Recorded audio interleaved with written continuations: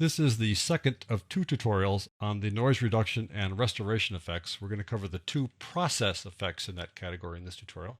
To follow along, go get this file, noisesmusic.wav, right here inside the working files noises subfolder. Let's take a look at those two guys. Noise reduction / restoration.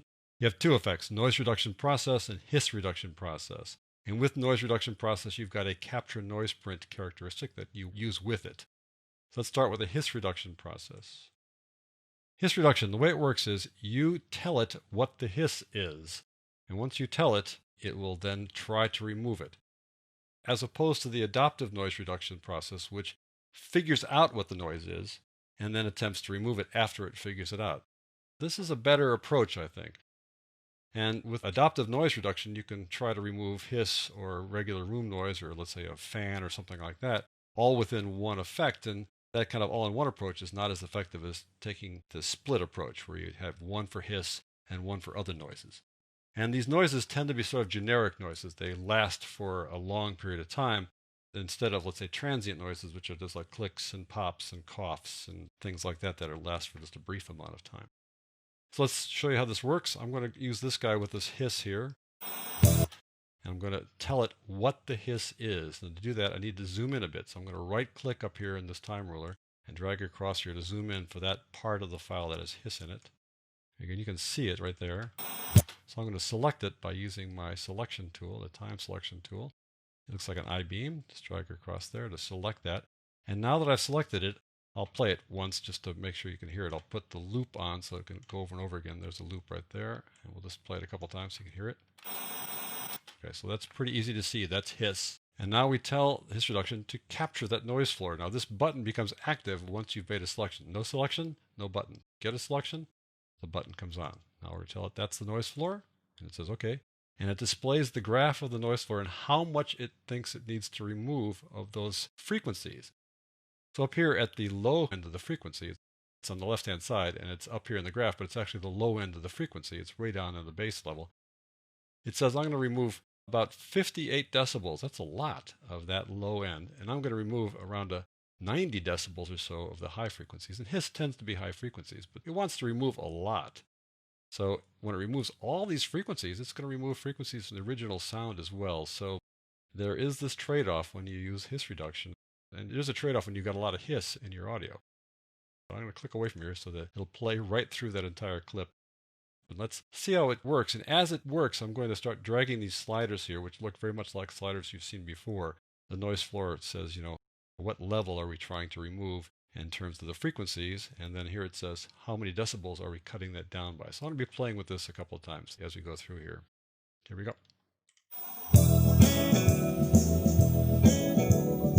So you can see it found it right away. Didn't have to wait this time. And as I drag these guys around, you can see that we got rid of all the hiss. But getting rid of all the hiss gets rid of a lot of the music too. We'll try it again. Try to find some middle ground there. We have a little bit of hiss and a lot of music, but it still sounds like this music is coming through the wall. And it's not because this effect doesn't work well. It's doing its darndest to make this audio good. But the trouble is when you've got that much hiss, that much noise, it's really hard to get rid of it without damaging the rest of the audio. But that is at least the process, the way that you remove hiss using this effect. Let's move on now to the noise reduction effect. Effects, noise reduction, and there's noise reduction.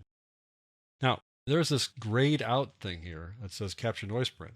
Well, if you have selected something, then this thing will be there ready for you to click on. But I haven't selected anything. And a lot of people capture noise print and then go to the noise reduction effect.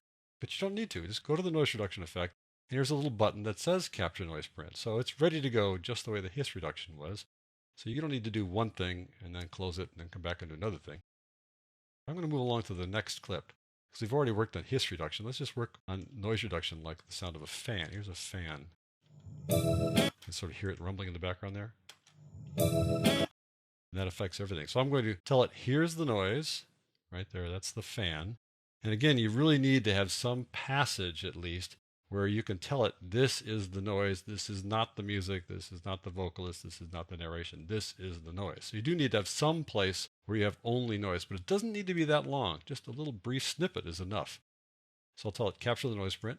You see that it changes the shape of the noise curve here. And now we're ready to go. I'm going to press negative sign a couple times so I can zoom in on this a bit.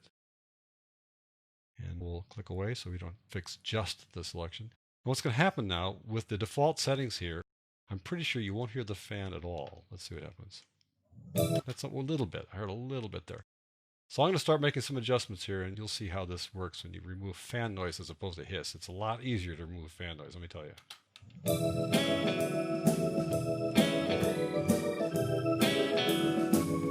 There you go. Try it again.